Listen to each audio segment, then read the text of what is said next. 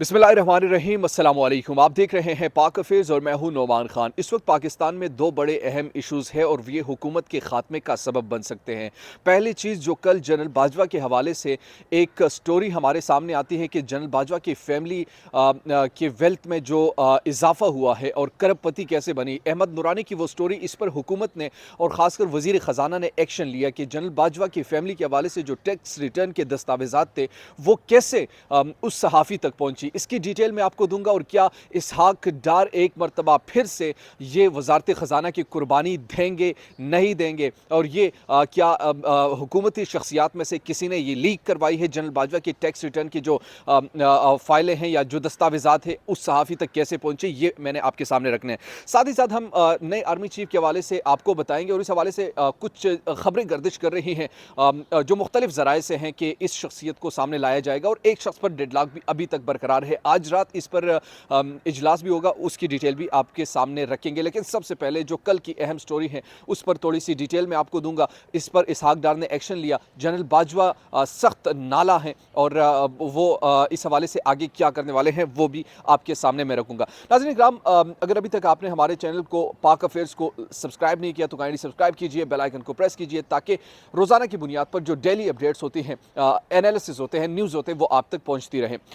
सबसे पहले जनरल बाजवा के हवाले से कल अहमद नूरानी ने एक स्टोरी पब्लिश की। फैक्ट फोकस के वो बानी है, फैक्ट फोकस पर इन्होंने ये स्टोरी पब्लिश की। उस स्टोरी में बेसिकली उन्होंने कुछ डेटा कलेक्ट किया, उस डेटा को एनालाइज़ किया। एनालाइज़ करने के बाद ये मालूम हुआ बकौल अहमद नूरानी के और बकौल उनके स्टोरी के कि जब वो आर्मी चीफ नहीं आए थे, जब यानी आर्मी चीफ का ओहदा उन्होंने संभाला था, तो उनकी वेल्थ में होशरुबा इजाफा सामने आया है। और फिर उन्होंने कुछ डाटर एंड लॉ के हवाले से कुछ दस्तावेज़ात दिखाए। फिर जो इंटरनेशनल बिजनेस या इंटरनेशनल प्रॉपर्टीज़ खरीदने के हवाले से बहुत सारी ऐसी चीज़ें उनने जमा कर रखी हैं और उन दस्तावेज़ात वहाँ तक कैसे पहुँचे।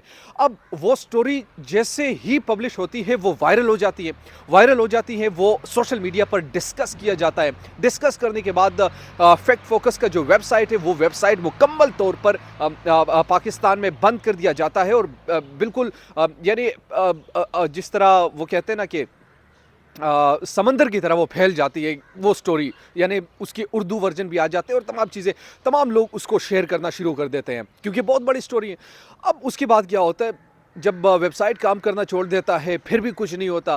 फिर आगे क्या होता है, आगे जनाब वक्त गुजरता है, अहमद नूरानी साहब उसके जो रिकॉर्डिंग करते हैं, रिकॉर्डिंग करके वो ट्विटर पर लगा देते हैं, तो वो स्टोरी आवाम तक, मैसेज तक वो पहुंचती रही। फिर उसके बाद आज इसहाक डार ने इस हवाले से एक्शन लिया और एक्शन क्या लिया, उनने कहा कि ये दस्तावेज़ात कैसे लीक हुई और दस्तावेज़ात किसने लीक कराई, दस्तावेज़ात सहाफ़ी तक कैसे पहुंची, टैक्स रिटर्न के दस्तावेज़ात और बुनियादी तौर पर उसी को परखा गया है और उसी पर। अच्छा, इससे कुछ सवालात तो ज़रूर जन्म लेते हैं। पानामा लीक्स आया, हमने सवाल किया कि नवाज़ शरीफ जनाब बताओ रसीदें कहाँ पर है। दूसरे केसेस आते हैं, पॉलिटिशियन को तो मैं सबसे बड़े आसानी से हम कह सकते हैं कि जनाब आप करें, लेकिन पाकिस्तान में हाँ, इन लोगों के खिलाफ कोई सवाल आप नहीं कर सकते, कोई सवाल आपकी जुर्रत ही नहीं होनी चाहिए कि आप उनकी कोई सवाल ऐसा करें, और ऐसे सवाल करने को वो जुर्म समझते हैं। ऐसे सवाल करने पर आपको गायब कर दिया जाता है, ऐसे सवाल करने पर आपको बहुत सारे ऐसी कुर्बानियाँ देने पड़ सकती हैं, आपके लिए बड़ी मुश्किलात पैदा हो सकती हैं। तो इन सवालात को उठाते हुए भी हमें एहतियात करना होगा। बहरहाल, लेकिन एहतियात करें ना करें, एक सवाल तो ज़रूर बनता है कि आखिर कैसे हुआ। हो सकता है कि जायज़ तरीके से हुआ हो सकता है कि ये मुनाफा बिल्कुल जायज़ तरीके से कमाया गया हो, मगर चूंकि आप एक पब्लिक ऑफिस होल्डर है तो लिहाजा जवाब तो बनता ही है। अब इसहाक डार पर यह इल्ज़ाम है कि शायद इन्होंने ये लीक कराया है या इनका नाम आ रहा है बार बार। अब आने वाले दिनों में हमें मालूम होगा इस हवाले से कि क्या चीज़ें सामने आती रही, बट अभी तक तो ये अहम तफसीलात थी।